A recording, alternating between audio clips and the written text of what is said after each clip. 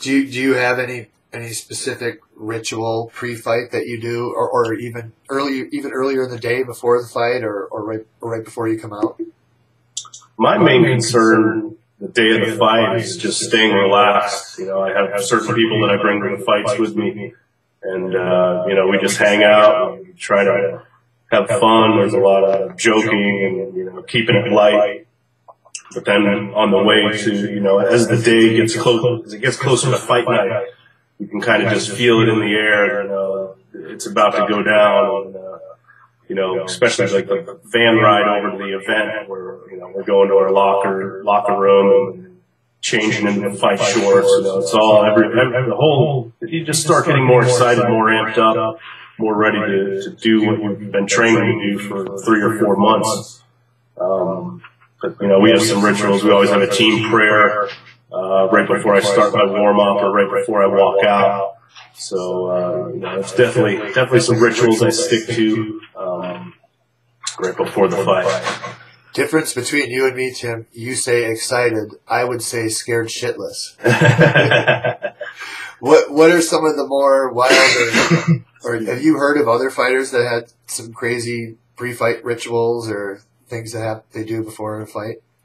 Yeah, there's some guys who have a little bit of OCD and have to open and shut doors 3 times every time they enter a room, and they get real superstitious. They have to have their specific jock strap that they've worn for 10 years or however long it's held up.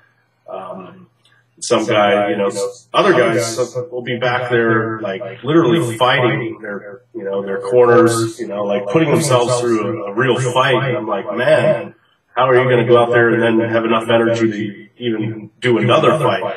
So you see a lot of different approaches to getting ready for their fights in the UFC. I would say everybody's a little bit different in how they prepare for it. But you said earlier, is it basically right when you're standing out there in the octagon, is that when the butterflies go away and that moment of clarity hits? Yeah, it's even like walking up the steps into the cage, I still have that anxious feeling. And it's not until they shut the door and it's just me, my opponent, and the referee in there. Then it's kind of like, all right, tunnel vision. Here's what I got to do, and things settle in. Now there's a lot of noise. Especially, on a UFC event, there's a lot of crowd noise. Are you able to hear your coaches that are in your corner during the fight? Yeah, I am. I definitely am able to zone in and pick my coach's voice out of the crowd. So I definitely keep track of that. Sometimes it's hard, especially in the UFC. That cage is pretty big. So if you're all the way on the other side, away from your coach, it might be difficult to hear. I definitely make it a point to try to listen because, my coach obviously sees and knows things that I don't. So I want to get any insight I can from him. Well, now at the same time, you listening to your coaches, you could probably hear your opponent's coaches as well. Do you follow the same rule of thumb? Do you try to listen to what they're saying?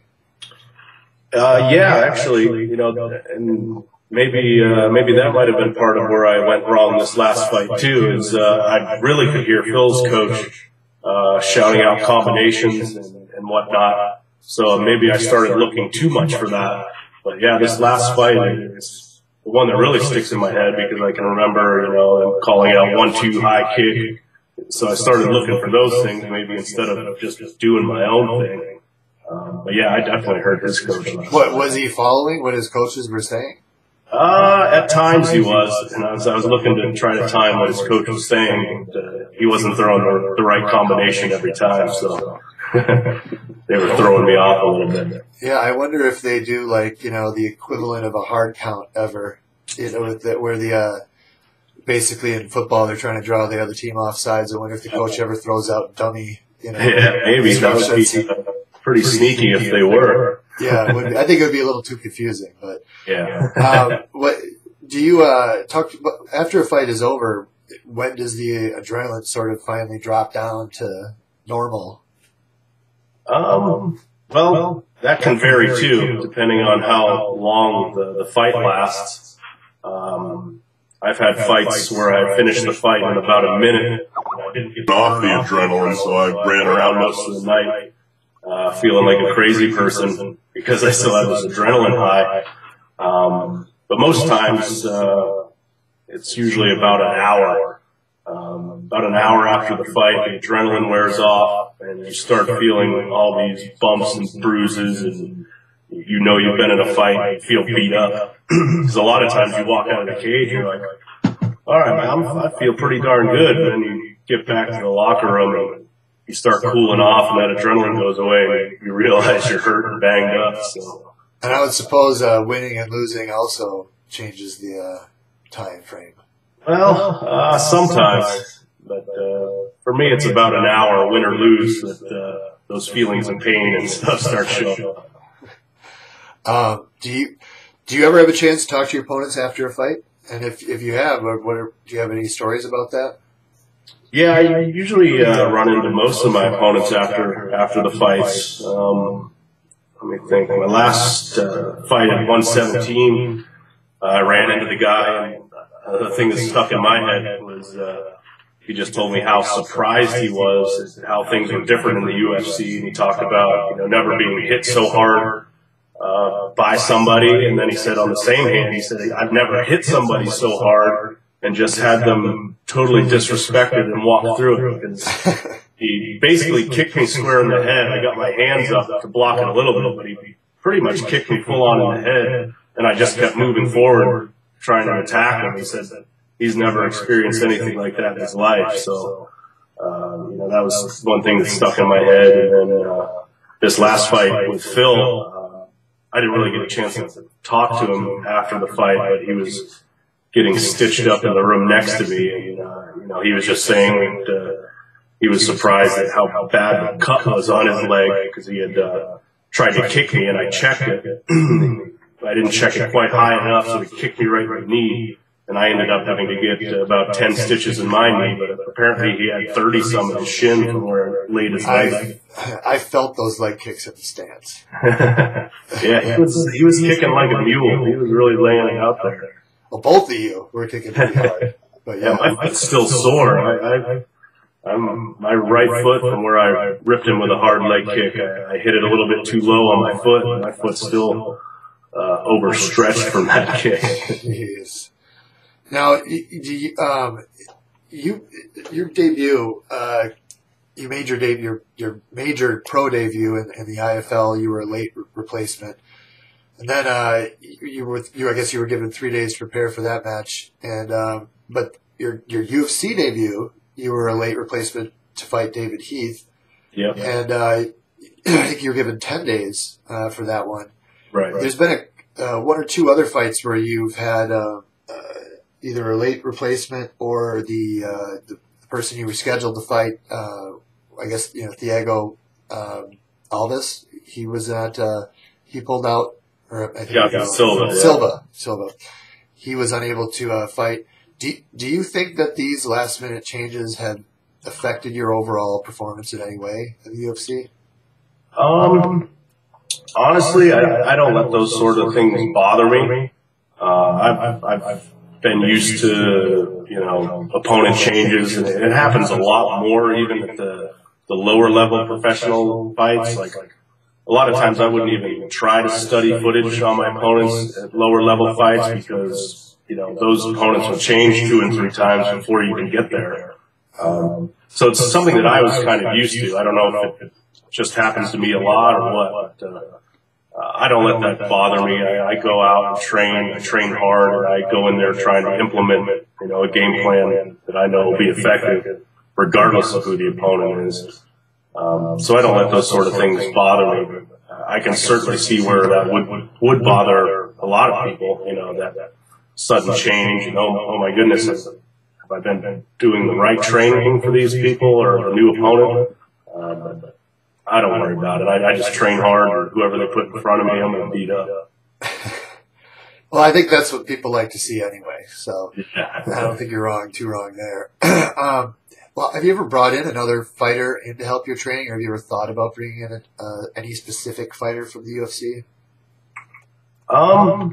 Well, I've worked out with Marcus Davis a little bit in my career, and he did really well to help bring my boxing along, because he was a professional boxer before he got involved in mixed martial arts. He's another guy that's from Maine. He's like 45 minutes from my house in Maine, so it was good that we were able to connect. And he really helped me out a lot early in my career to advance my game. But as far as bringing in training partners to work with, for a specific opponent, I've never done anything like that. Mostly my coach Matt Hume, he's able to create training environments in the practice room where it's going to mimic whatever opponent I have out there. And he sometimes will bring people in, but they're not. They might not be UFC fighters. They might be from another league or another type of fighting altogether, that he'll bring in to have trained with you to get you focusing on the things you need to get better at. Asking if you could even train, if you could fight or train with anyone in the UFC. Is there anybody that you would pick in particular? Well, I think I would like to train with any of the champs out there, maybe even George St. Pierre. He's a very talented guy, very good at every aspect of the game, and I think it would be cool to train with him.